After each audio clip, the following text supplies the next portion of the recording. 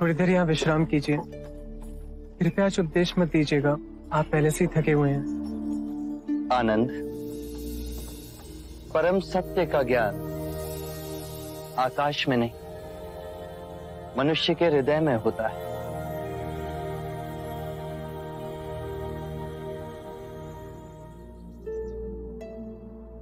क्या आप सभी पंचशील का पालन करते हैं? हाँ। तो आज हम सब मिलकर एक प्रण लेते हैं कि अपनों से छोटों से हम निर्मलता का व्यवहार रखेंगे। अपनों से जो वृद्ध हैं उनसे दया का भाव रखेंगे। जो प्रयत्नशील हैं उनसे सहानुभूति का भाव रखेंगे। और जो निर्बल है, चाहे वो बुरा ही क्यों ना हो, उससे उदारता का भाव रखेंगे। ध्यान रहे, हमारे जीवन में कभी ना कभी ये सभी दशाएं आती हैं। प्रभु, कभी कभी हम ना चाहते हुए भी नीच व्यवहार और प्रवृत्ति में वापस गिर जाते हैं। यदि ये भाव आपके अंतर में आया और फिर भी आप नीच प्रवृत्तियों में गिरे, तो स्वयं ही संभल जाएंगे। जो हम हैं वो केवल विचारों के कारण ही हैं।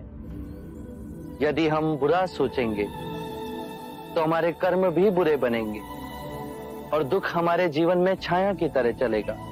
जैसे बैल के पग रखते ही बैलगाड़ी उसी दिशा में घसीटती जाती है। और यदि हम अच्छी सोच रखेंगे तो हमारे कर्म भी अच्छे होंगे और सुख सदैव हमारे जीवन में छाया की तरह चलेगा।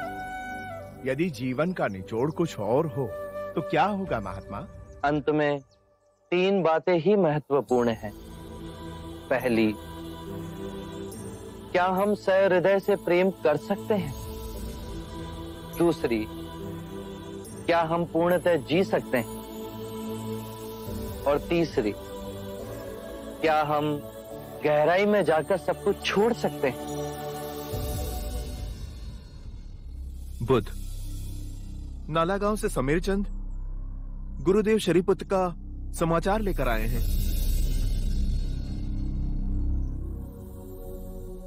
हम सभी के जीवन का लक्ष्य है जीवन के लक्ष्य को ढूंढना, और वो मार्ग मिलते ही उसके लिए पूर्ण हृदय और आत्मा से स्वयं को समर्पित कर देना।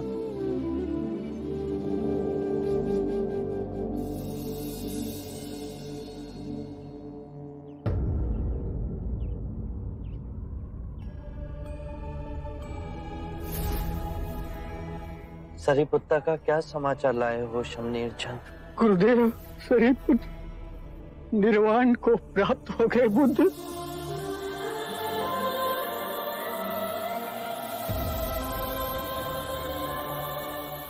नाला पहुंचकर गुरुदेव अपनी माता की सेवा में दिन रात लगे रहे, किंतु उनकी माता का देहांत हो गया।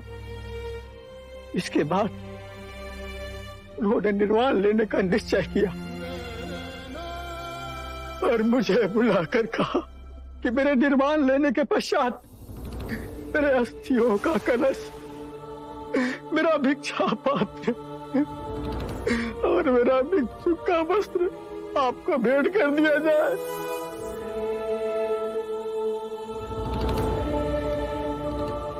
गुरुदेव साहिबपुत्रा ने मुझसे कहा था कि बुद्ध संसार छोड़ेंगे उसके पहले मैं ही अपने प्राण त्याग दूंगा।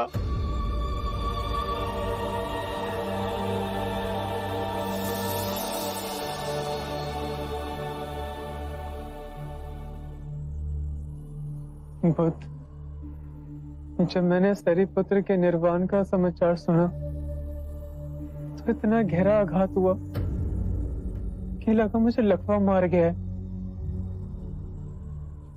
मेरे मन में धुआं सा भर गया।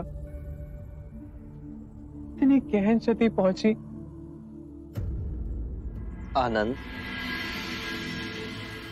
क्या सरीपुत्र अपनी मृत्यु के साथ तुम्हारे नीति वचन, तुम्हारा ज्ञान तुम्हारी समझ, तुम्हारा ध्यान, तुम्हारी स्वतंत्रता सब कुछ ले गए।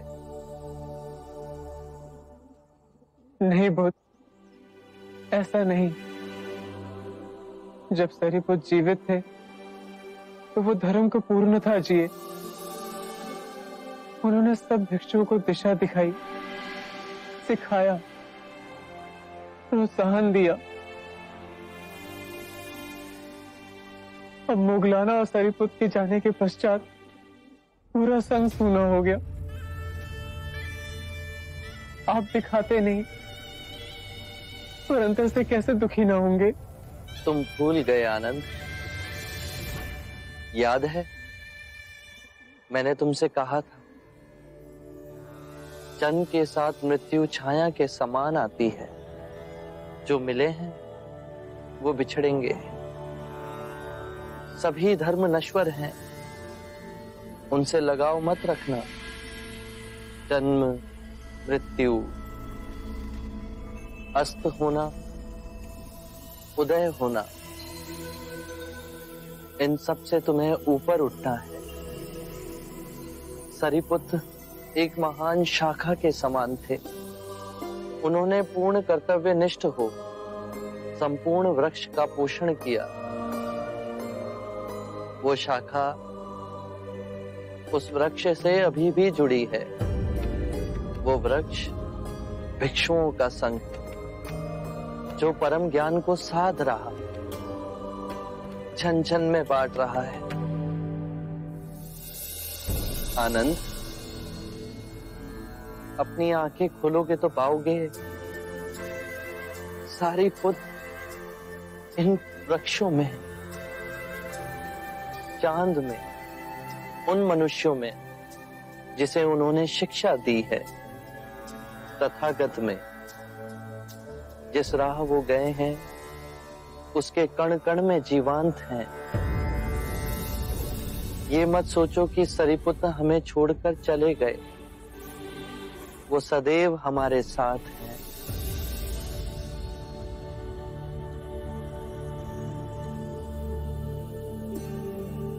मेरे प्रिय भिक्षुओं,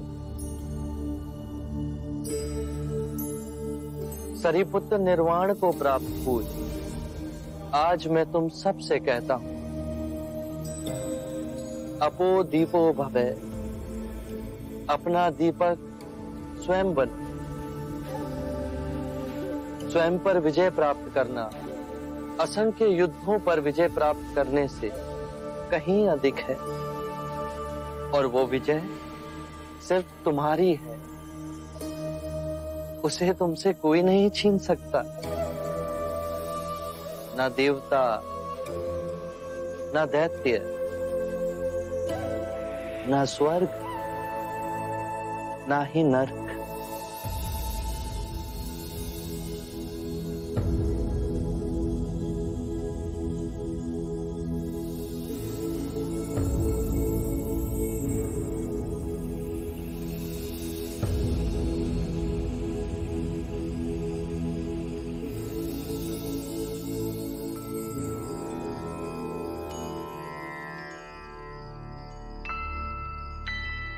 आज आपने आने में बहुत देर लगा दी।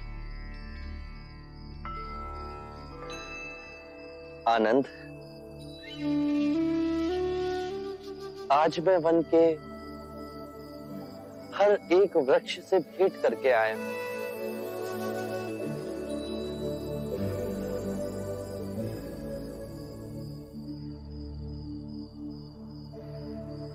हर एक वृक्ष में मैंने सरिपुत्र की छवि को देखा।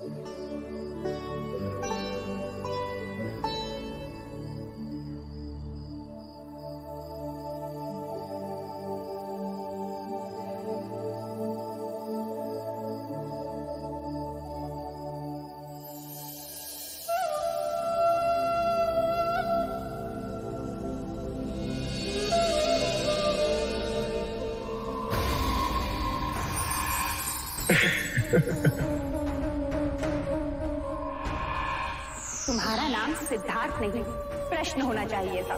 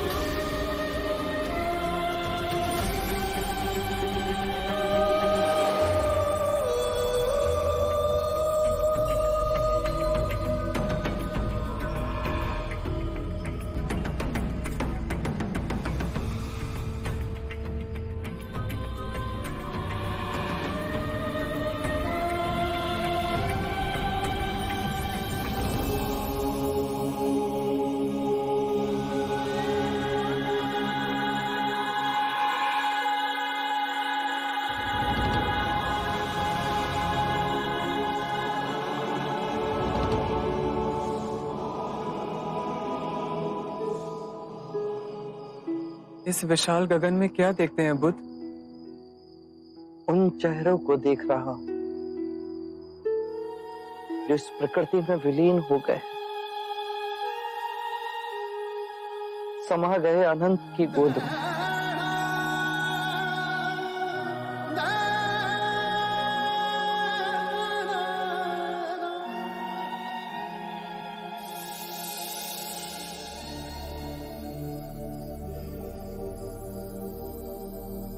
आनंद, अब हम यहां नहीं रहेंगे, हम वैशाली जाएंगे, समीपस्थ वन होते हुए।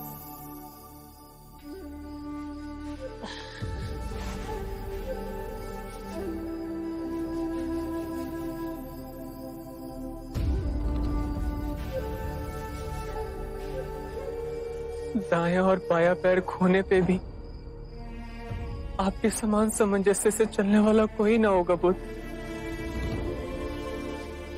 मोगलाना और सरीपुत का विराम सह नहीं पा रहे। आप पे क्या बीत रही होगी जो हमसे अधिक करुणामयी, कोमल और पवित्र है।